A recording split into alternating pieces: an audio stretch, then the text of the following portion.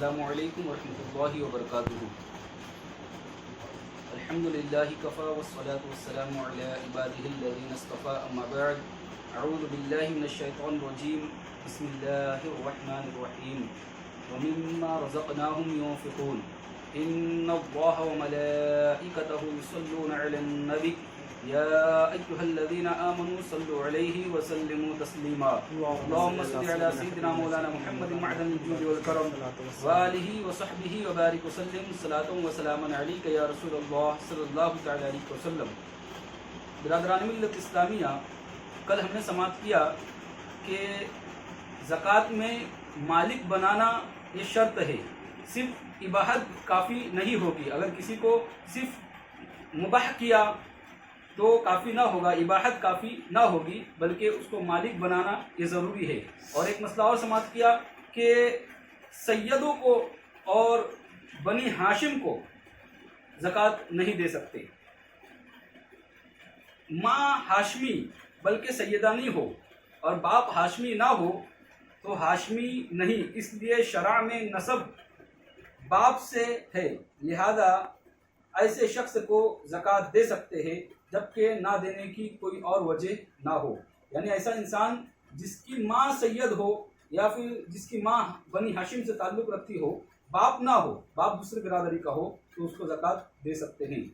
صدقہ نفل اور وقف کی آمدنی بنی ہاشم کو دے سکتے ہیں۔ ذمی کافر کو نہ زکوٰۃ دے سکتے ہیں نہ کوئی صدقہ واجبہ جیسے نذر، کفارہ، صدقہ فطر، اور حربی کو کسی قسم کا صدقہ دینا جائز نہیں، نہ واجبہ نہ نفل، اگرچہ وہ حربی دارالاسلام میں بادشاہ اسلام سے امان لے کر آیا ہو۔ ذمی اسے کہتے ہیں، ذمی کافر جہاں مسلمانوں کی حکومت ہو اور پھر وہاں پر اس کا جزیہ دے کر اگر کوئی کافر رہتے ہیں تو اسے ذمی کہا جاتا ہے۔ اور حربی اسے کہتے ہیں، جیسے ہندوستان کے جو کافر ہے یہ حربی ہے، کیونکہ ہماری حکومت میں وہ نہیں ہے بلکہ دراصل ہم ان کی حکومت میں ہیں۔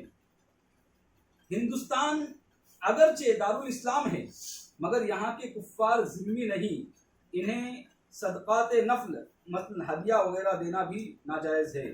جن لوگوں کی نسبت بیان کیا گیا انہیں زکوٰۃ دے سکتے ہیں، ان سب کا فقیر ہونا شرط ہے سوائے عامل کے، اس کے لیے فقیر ہونا شرط نہیں۔ یعنی اگر جو عامل ہوتے ہیں جن کو بادشاہ وقت نے مقرر کیا ہے زکوٰۃ وصول کرنے کے لیے، اگرچہ وہ فقیر نہ بھی ہو تو ان کو زکوٰۃ دی جا سکتی ہے۔ اور ابن السبیل یعنی مسافر اگرچہ غنی ہو حالت سفر میں جبکہ مال نہ ہو تو وہ بھی فقیر کے حکم میں ہے۔ باقی کسی کو جو فقیر نہ ہو زکوٰۃ نہیں دے سکتے۔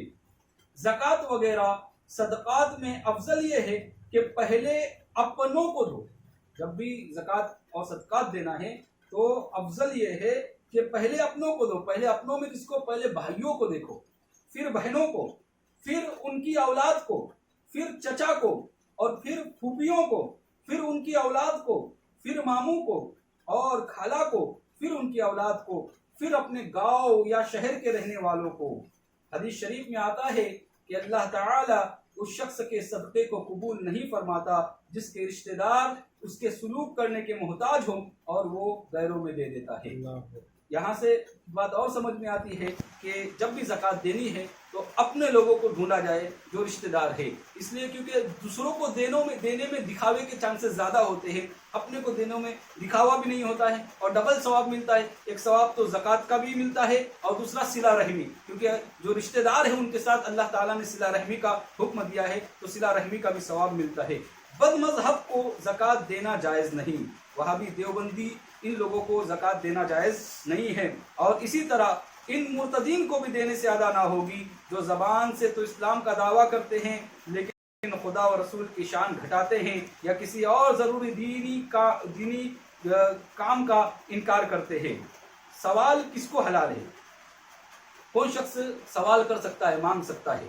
جس کے پاس آج کے کھانے کو ہے یا تندرست ہے، کھا سکتا ہے، اسے کھانے کے لیے سوال حلال نہیں، اور بے مانگے کوئی خود دے دے تو لینا جائز ہے۔ یعنی اگر اس کے पास इतना है कि वो आज का दिन वो खाकर गुजार ले, आज का दिन वो भूखा नहीं रहेगा, तो ऐसे शख्स को किसी के पास सवाल करना, भीख मांगना ये जायज़ नहीं है। और खाने को उसके पास है मगर कपड़ा नहीं, तो फिर कपड़े का सवाल कर सकता है, खाने का सवाल नहीं कर सकता। यूं ही अगर जिहाद या तालिब इल्म दीन में लगा है तो अगरचे सही तंदुरुस्त कमाने के लायक हो, उसे सवाल की इजाज़त है। जिसे सवाल जायज़ नहीं, उसके सवाल पर देना भी नाजायज़, देने वाला भी गुनहगार होगा। लिहाजा हमने फ़कीरों को और भिखारियों को, असल फ़कीर नहीं बल्कि जिसे जो भिखारी होते हैं उनको हमने पाल कर रखा है। लिहाजा ऐसे लोगों के जो हट्टे कट्टे हो और जो मजबूर भी ना हो, लिहाजा उनको देने से बचते रहना चाहिए। भीख मांगने की बुराई बहुत ज़्यादा है, इसलिए कि भीख मांगना बहुत जिल्लत की बात है। बगैर ज़रूरत सवाल ना करे। हदीसों से साबित है कि बेज़रूरत सवाल करना हराम है, सवाल करने वाला हराम खाता है।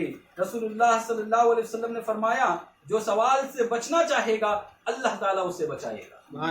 यानी अगर कोई अगरचे उसके पास नहीं है तो अगर वो अल्लाह पर भरोसा करेगा और लोगों के आगे हाथ फैलाने से बचेगा तो अल्लाह ताला उसे भी बचाएगा।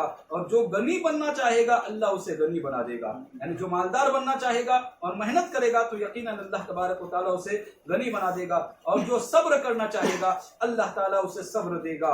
और फरमाया, जो बंदा सवाल का दरवाजा खोलेगा अल्लाह ताला उस पर मुहताजी का दरवाजा खोलेगा। अल्लाहु अकबर। यानी जो सवाल करता है, जो मांगता है, जिसको मांगने की आदत पड़ जाए तो आप खुद देखते होंगे अल्लाह तबारक व तआला उसके ऊपर मुहताजी का दरवाज़ा खोलता है, फिर वो आदत उसकी हमेशा रह जाती है। और फरमाया, जो सवाल करे और उसके पास इतना है, जो उसे बेपरवाह करे तो वह आग की ज्यादती चाहता है, यानी वो जहन्नम चाहता है।